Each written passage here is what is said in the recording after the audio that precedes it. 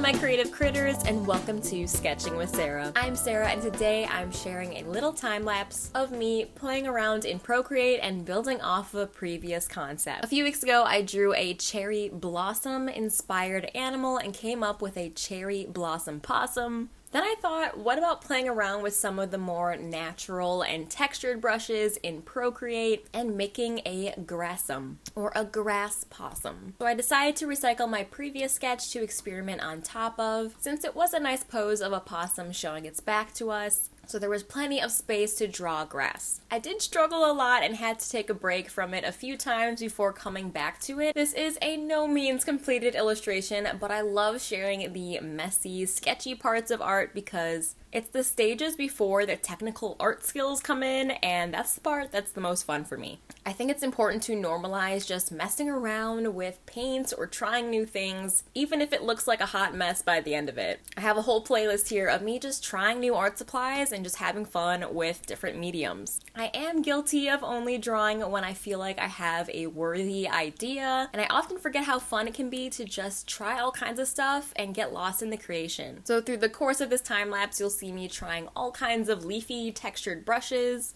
and I just didn't like how transparent and how much you could see through the other blades of grass that I put on before, and I just found the brush overall hard to control. It's pretty random.